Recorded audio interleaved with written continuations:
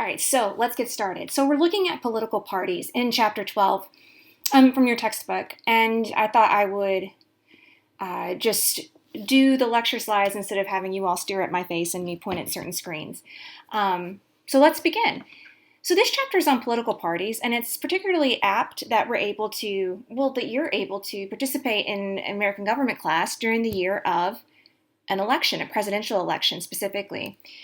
So let's look at what political parties are, what role they have in U.S. government today versus what role they had whenever we first began, and what is their purpose? What do we use them for? Why do we find candidates affiliating with a certain political party? Why not just declare themselves an independent and list out what their issues are? So those are all questions we're going to ask, that I'm going to ask, hopefully answer in this lecture series.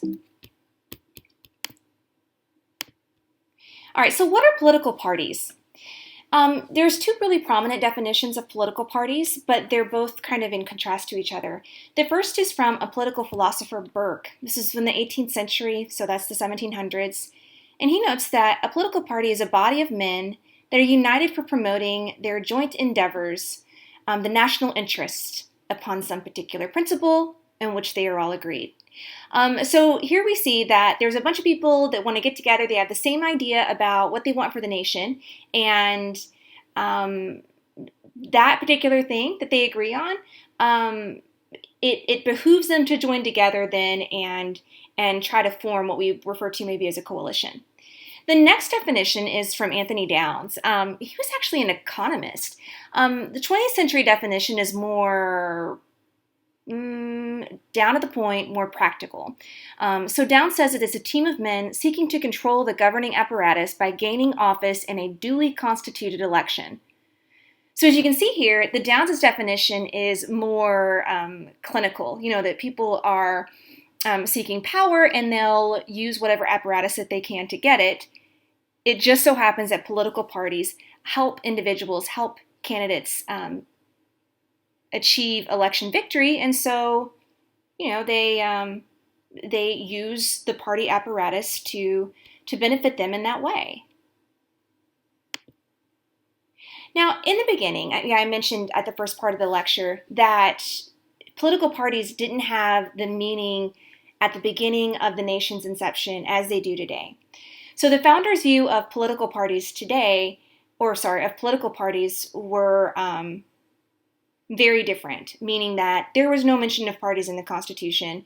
Most of the founders, when you look at the inception of the U.S. Constitution, abhorred the idea of parties because they saw parties as a way to fracture the nation when the goal should be good government, right? And so, and that being the best idea should win out. So parties were considered to be a threat to good government and public order. Like I said, they created factions.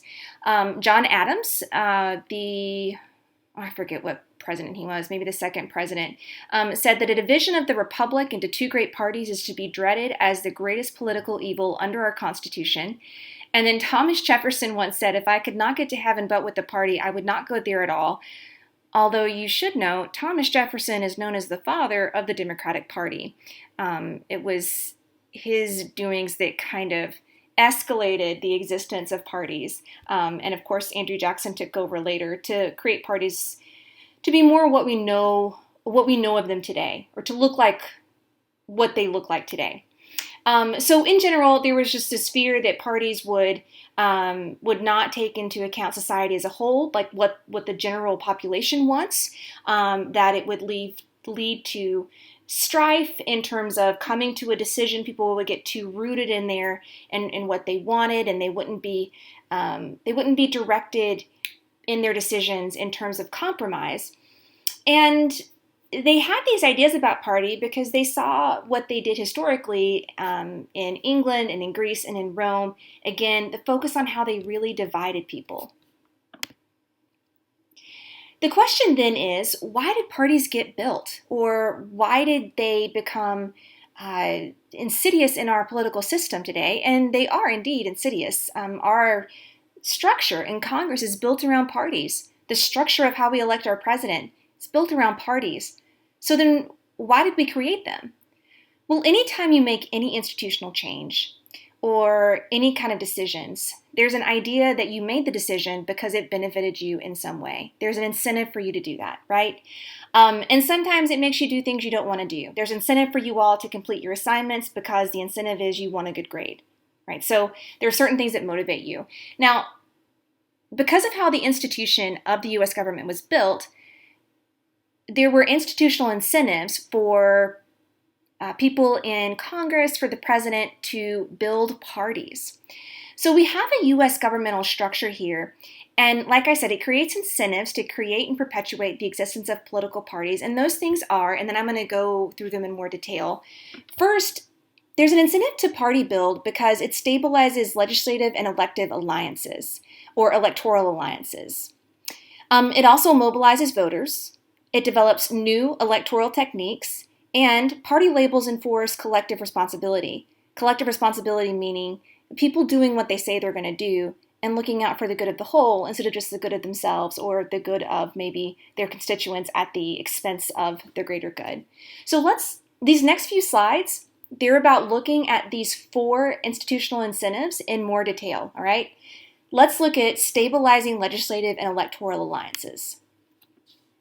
Stabilizing legislative and electoral alliances. What we're talking about here is building enough support for your bill to pass.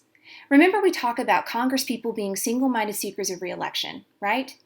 And a lot of times, well, most of the time, it's pretty fair to say that if somebody wants to run for office to be a representative of some sort or president, that they want something good, for America, for their citizens, for the people that they want to represent. Now, we all differ on what we determine, good, right? That there are different ideas about how to, pardon the phrase, make America great again. But it's very rare that somebody gets into office and says, guys, I really want to screw up the U.S. What we have instead are differing ideas about what it takes to make America a really great nation, what it takes to make really good policies. Now, that being said, if somebody wants their legislation passed, they need to get people on their side. And by people, I don't mean their constituents. Of course they want their constituents on their side, but they also want members of Congress on their side. They want other members of Congress to vote for their bills. So, they go from person to person to person saying, hey, I have this idea for a bill. I've introduced it. Will you vote for it? Yes or no? And there's some convincing that takes place. But imagine if, actually, before I ask you that question, political parties helped to expedite that process. That's what we mean by stabilizing legislative and electoral alliances. That now, because of political parties, if a Republican submits a bill, they're a member of the Republican Party, right? They can be fairly certain that other members of the Republican Party will support that bill. And the same can be said for Democrats too. They can be fairly certain that other Democrats will support that bill. So being a member of a political party creates ready-made alliances, right? You kind of know who your alliances are so that every time you introduce a bill, you don't have to go through person to person trying to get them to support your bill, right? So then, with the electoral system, with how we elect our president, with how we elect Congress people, if we see candidates aligning with a particular political party, not only do they have an alliance in Congress, but it also helps us voters to kind of get an idea about how that candidate is going to vote. So if a candidate calls themselves a Democrat, we have an idea about what they represent. If a candidate calls themselves a Republican, we have an idea about that too. Now, the way that the Electoral College, how we elect our president, is structured, it actually suits political parties really well too, right? So there's an incentive then to join a political party if you're running for president because you want to build a nice network of alliances or people that are on your team, right? Across districts, across states. And the best way to do that is not running as an independent and trying to go issue by issue, explaining to people what you represent. The best way to do that is to select a party that you coincide with, right? So we see Bernie Sanders, for example, is a Democratic socialist, but he ran on the Democratic ticket because political parties are built kind of within how we select our president. The Electoral College and political parties go together. They're intrinsically linked because of how we've structured them. And so anyway, when people align themselves with a particular political party, they're not just saying, hey, voters, I want you to vote for me, and here's what I believe. I'm a Democrat, so now you know. They're also asserting to the voters and asserting to the other members of the Democratic Party or the Republican Party that they want to see those ideals that the party consists of succeed in Congress or succeed in policymaking, right?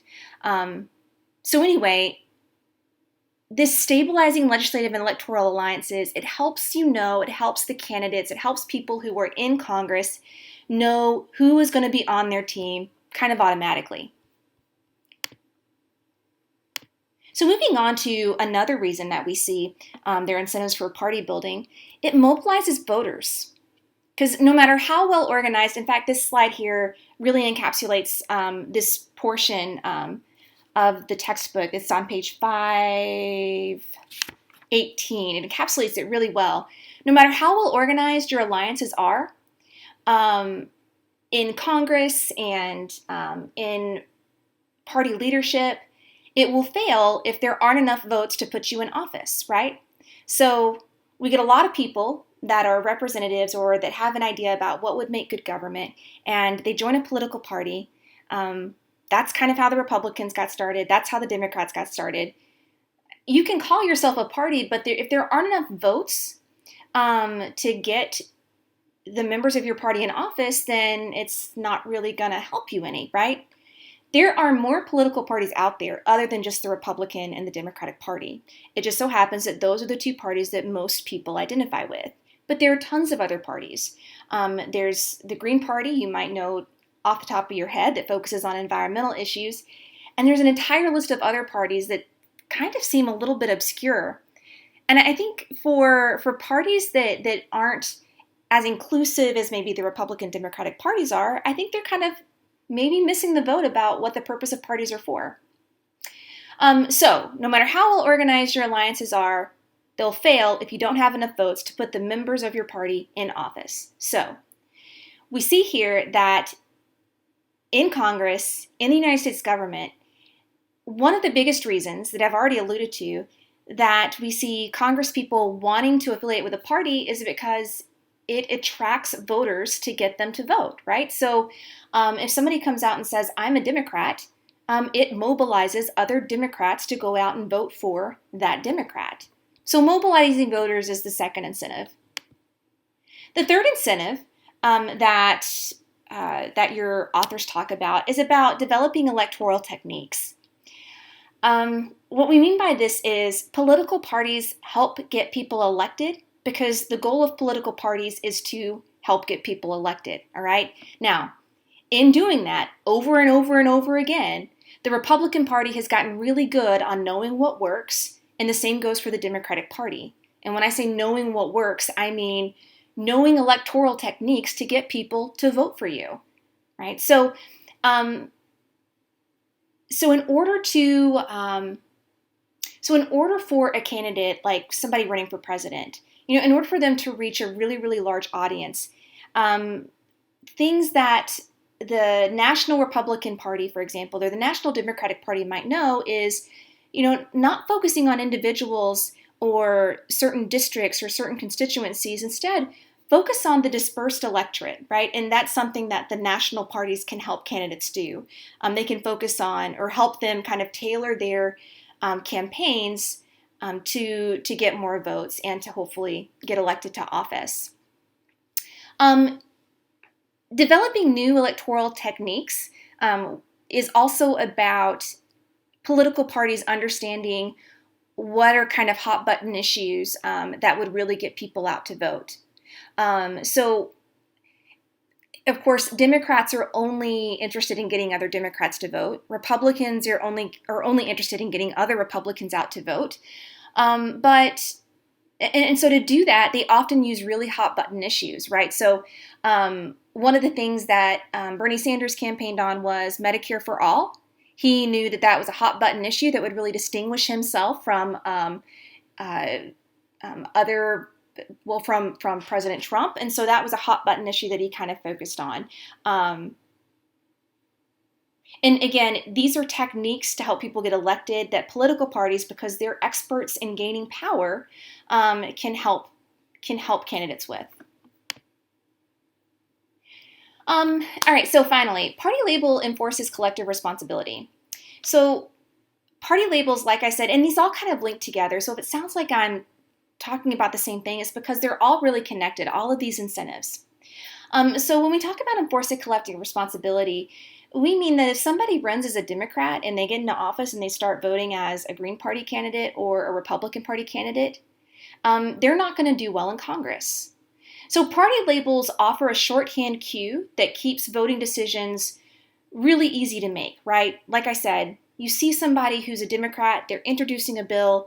As a Democratic representative, you think to yourself, I can probably support that bill. Now, in order for that to be true, in order for you to really be able to depend on those shorthand cues that political parties offer, the labels have to be informative, meaning the labels have to be consistent. Democrats have to consistently be about the same thing. They have to consistently align on certain issues. Otherwise, the term Democrat or the term Republican would be meaningless as a shorthand cue for other Democrats and Republicans. So, the more accurately a candidate, you see here in the second bullet point, the more accurately a candidate label predicts behavior in an office, the more useful it is to voters, and the more it will continue to be used by the candidates themselves. So for candidates, then there's a personal stake in the value of a label, so that sometimes we do see candidates going against maybe their own personal preferences and instead embracing the political party preferences because they understand the conformity costs that it takes in order to align themselves with a political party. Now, aside from the electoral incentives that we see, there are ways that political parties in general contribute to democracy. So what are some activities that political parties do that help them contribute to a successful democratic government? Well, first, they help recruit and train leaders. Democratic parties and the Republican parties are always looking for potential people to lead the cause of their party, to run for office. They foster political participation by not only the people that are interested in wanting to become a candidate or a representative, and they teach new citizens democratic habits and practices, right? They also knit people together, citizens and leaders together, in kind of collective coalitions, meaning that as a voter, if you see a Democrat and you're a Democrat, you kind of understand that you guys are part of the same team. They allow citizens to hold their elected agents collectively responsible for what the government does. If there's 4 years or 8 years of a Democratic majority in office and in Congress and in the presidency, and we see how, and maybe the U.S. has a really bad 8-year period. You know, the economy isn't doing well, jobs are at a loss, all of these things going wrong with U.S. at the time. Collectively, we often look at, okay, who's in office at the time? Are they Republicans? Are they Democrats? And then whatever party they are, if we want the opposite, we vote for the opposite party, right? And so that's why often after 8 years of a candidate being in office, we see a big swing. Well, I say a big swing, but we see a swing in who the next candidate is, what political party they belong to, because it's normally couched in terms of, hey, did you like how the past 8 years went? If you didn't like that, then vote for whatever the opposite party is. It helps channel and constrain conflicts, promotes peaceful resolution even among the parties in general. It organizes the activities in government, right? So in Congress, there are Republican Party caucuses, minority party caucuses. People separate and align themselves based on their political party. they help make democracy more doable for not only those that are in government, working in government, representing us, but also for us, those who are voting. One of the questions that I get asked really often is, why are there only 2 parties? Why not 3? And there's a simple answer for that. We have a system of election where only a single winner can be chosen by a plurality vote. So it reduces generally everything to a 2-party competition. Now, this concept of Duverger's law, which is essentially what this encapsulates. So what we see is voters tend to turn to the less objectionable of the major majority party candidates who don't have the chance to win. What does that mean? I gotta tell you, every semester I explain this. And every semester I get really good feedback whenever I present to them a video that was made by The Atlantic. And so in this video that I'm going to post on on Blackboard in the week 4 folder, it's a really quick explanation of what is Duverger's law and why we don't see third parties in our system. Ultimately, the reason is we may have really strong convictions about who we want to vote for or the party that we represent. But if the party that we represent or that we align with doesn't have a chance in heck of getting elected, what we normally do is not keep voting for that same party that we best correlate to. Normally what happens is we go to the next party that has a better shot at winning, right? So it has to do, why only 2 parties, why not 3? It has to do with the fact that we only elect a single winner, and that the single winner isn't chosen by a majority vote, majority meaning 50% plus 1, they're chosen by a plurality vote, meaning whoever gets the most votes. Now, you see this often in presidential elections. It's not overly rare for a president to win office but still not get the popular vote. That was the case with Bill Clinton. It is the case with President Trump. And it happened with John F. Kennedy too. So at any rate, I'm going to encourage you, look at The Atlantic. Why can't third parties take off? There's a link available on Blackboard in the week 4 folder. I mentioned before that, or just throughout this entire lecture so far, that parties are developed because voters and elected officials have incentives to coalesce or to join certain political parties. Basically, parties in themselves are a reaction to the incentives that candidates have to join. And then the trajectory of parties that we've seen is a response or a reaction to the opportunities or challenges that were posed by the Constitution through time. All this is to say that there hasn't always been the Republican Party and the Democratic Party. In addition, the Republican Party and the Democratic Party hasn't always stood for what they stand for today.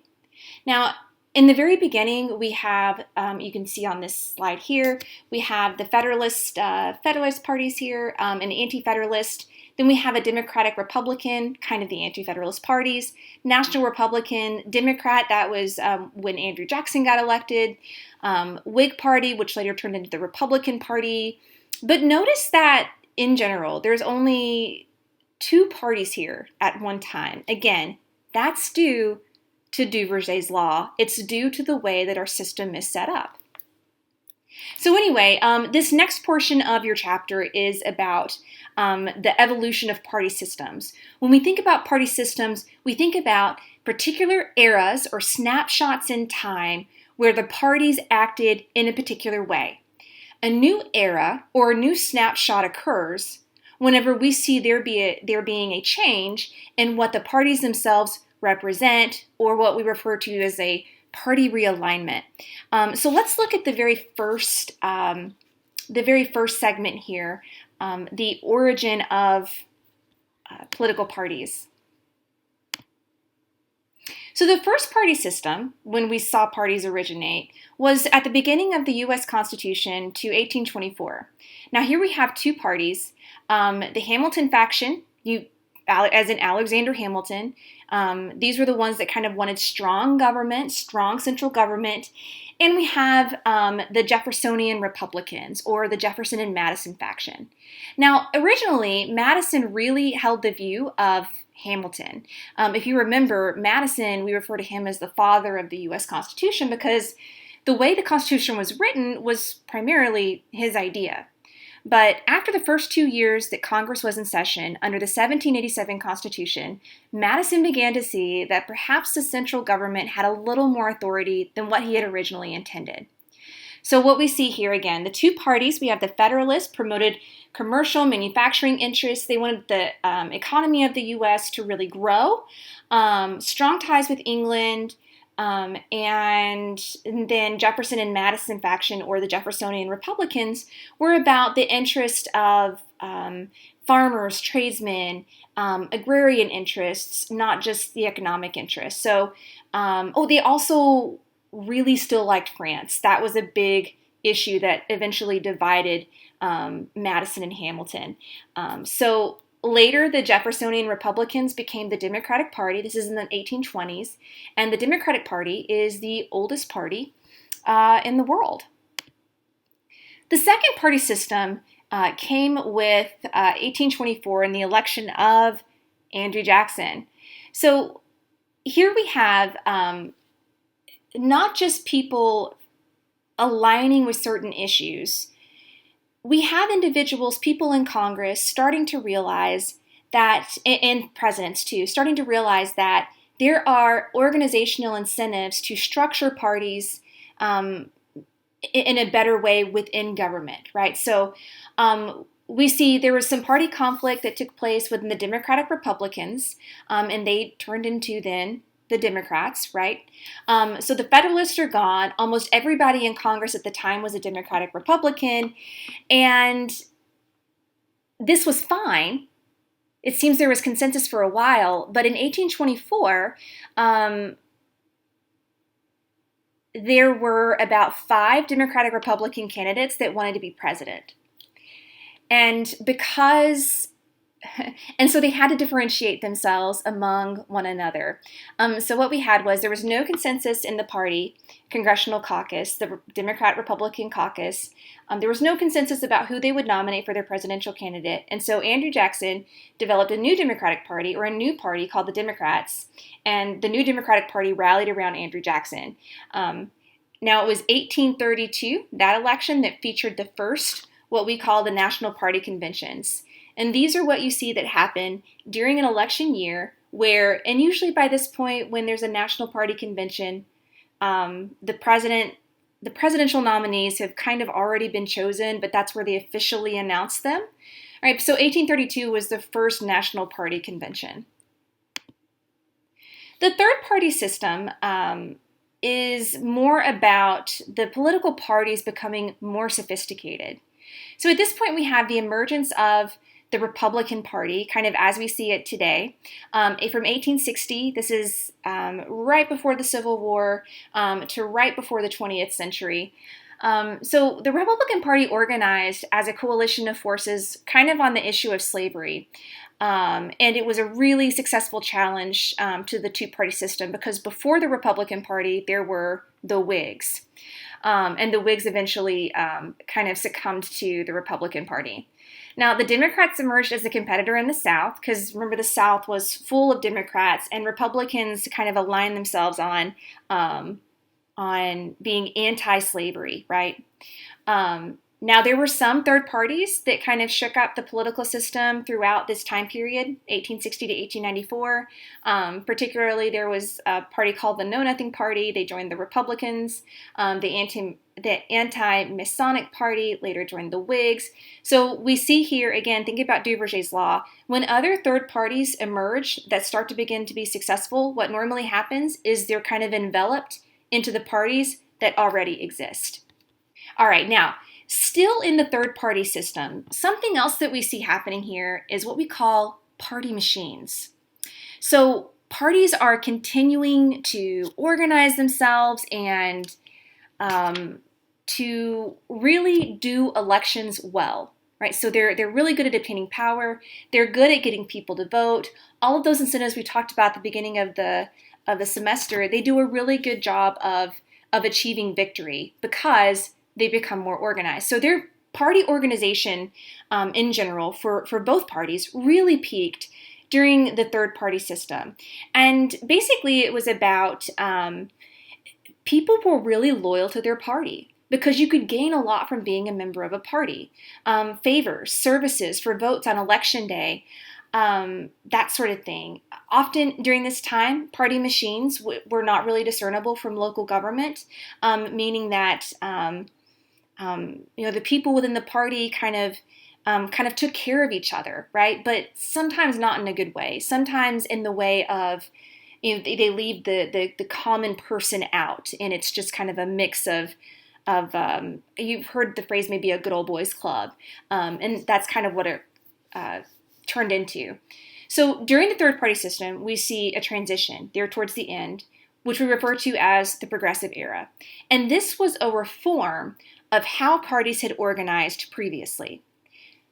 What was wrong with how parties were organizing? Well, I kind of mentioned that it was a good old boys club, and it was hard to really infiltrate or get involved in government if you weren't a member of the people that were already members. So we start seeing things like civil service reform, secret ballots. There was a time when we cast your ballot and it wasn't secret, so people could see who you were voting for. There were primary elections, meaning that parties themselves couldn't just decide among themselves who they were going to elect. Primary elections allowed for people like you and me to help the conventions easily get to a point where whoever they've settled on for their nominee is somebody that the whole party supports. And it really detached local politics from national politics. The saying goes that there's no Democratic or Republican way to pave a street, that the political parties are about issues at the national level, not about who gets what done and how. There were some consequences, though, to some of these progressive reforms that occurred in the third-party system. So there were tighter registration laws, and so voter turnout declined. We see a shift from parties to kind of a focus on the candidates again, which made it a little more difficult for candidates and voters. Remember that if you're focused on the candidates, it's not as easy to select who you support because you're having to really research what they support, as opposed to the elections being focused on parties where you can say, all right, if somebody says they're a Democrat, I know how they're going to vote. If somebody says they're Republican, I know how they're going to vote. So candidate-centered politics are a little more difficult for voters and for those within the races. And then there's incentives that shifted from material to non-material. So there was no longer really a working class base here. It was all kind of middle class based because it was so intricate and kind of sophisticated. Parties in general became weaker because of the third party system, and treated kind of as public entities and not just groups of people that had a particular idea about how they wanted government to operate. Now, the invention of primary election really encouraged schisms to occur within parties. By schisms, we mean people began to infiltrate parties to kind of split the party off. As an example, the Tea Party in 2010, of course, it didn't result in a complete party realignment, but it certainly splintered the party for a while. What we see, though, like I said, is that if you're a third party, the best way to really get your message heard is to not establish an entirely new party, but to try to convert an established party to the cause. That seems the easiest way to do this. The fourth party system that we see from 1894 to 1932 is all about the Republicans ascending. So from the end of Reconstruction to the early 1900s, Democrats and Republicans competed on pretty even terms. But right before 1900, Democrats reacted really badly to an economic downturn. and it made people turn to the Republicans. So the Democrats didn't have the answer about the economic downturn, so they started to turn to the Republicans. And the Republicans were really able to paint their policies as sound, and painting the Democratic policies as unsound, and telling urban workers that, how the Democrats are running office, it's threatening their jobs. And so the Republicans did really, really well for a while, but after the stock market crash and the Great Depression, the Republicans kind of lost those gains, and then we see the fifth party system. Remember, after the Great Depression, we see the emergence of the New Deal, and now Democrats during this time are really having their day. So think about Franklin Delano Roosevelt. We've talked a little bit about the New Deal, and Democrats really, really embraced the New Deal coalition. They really embraced the progressive movements of government being more involved in people and people's lives, and they did well, right? Until about 1952. So the erosion of the New Deal coalition occurred when civil rights started really becoming important for Americans, or a kind of a hot topic, specifically civil rights for African Americans. So the New Deal, again, the New Deal coalition, we see the Democrats there. There's a schism in the party regarding Southern Democrats, Northern Democrats, regarding Democrats who supported the Vietnam War versus those who didn't, regarding versus those who supported the Great Society to those who didn't. And there was some infighting between conservatives and more moderate wings of the Republican Party too. So basically, both parties were in upheaval here, but not as much as the Democratic Party here. And so we see Republican Party, Nixon, Reagan, Bush, beginning to build winning coalitions. And so then we see a big push with the Republican Party with law and order, traditional family values, stable, unified coalitions, and not the schisms that were taking place in the Democratic Party. Now, since the 50s and 60s, we've seen kind of a revival of parties, even to now. And so the thing about these party systems is it's hard to tell when you're in the middle of a party system. It's hard to really identify when it starts and when it finishes. Right now, it seems that parties are really still becoming more and more prominent's not the word, but just we rely on parties more and more. Elections are less candidate-centered. They're more party-centered. Parties dominate electoral politics. Very few ticket splitting occurs now. Voters are, well, for a while at least, since 1980, has been less neutral about the major parties, less neutral about whether or not they're Republican and Democrat.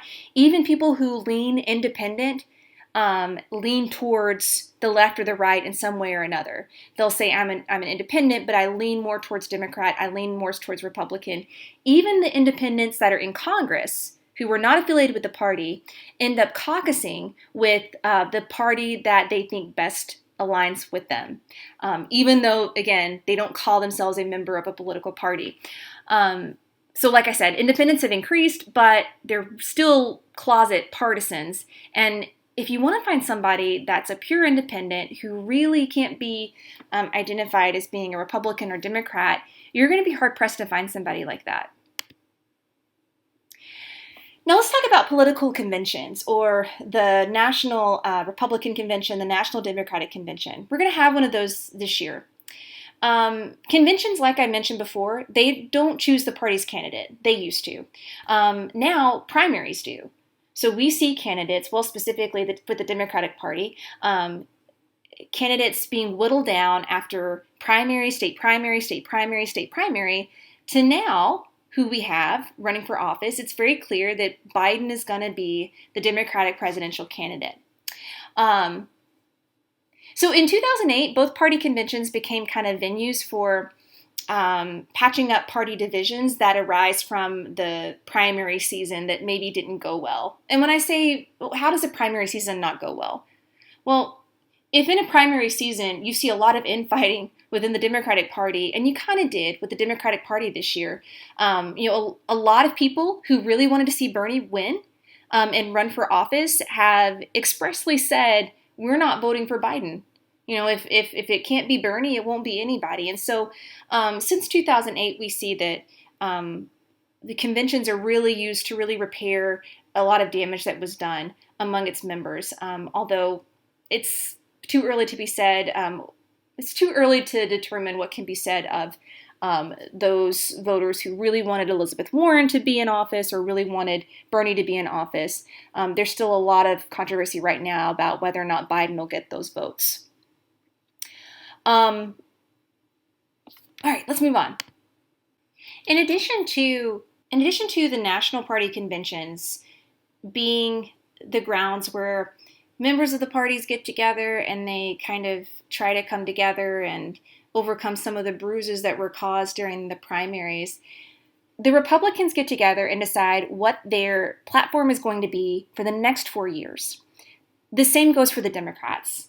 So at the convention, they put forward a new political party platform that will lay out what the party stands for. And if you look in Chapter 12 on page 554 and 555, you can see the 2016 party platforms. Now, like I said, the party platforms last 4 years because every presidential election or every presidential year, that's when they have a new convention, that's when they set out their new party platforms.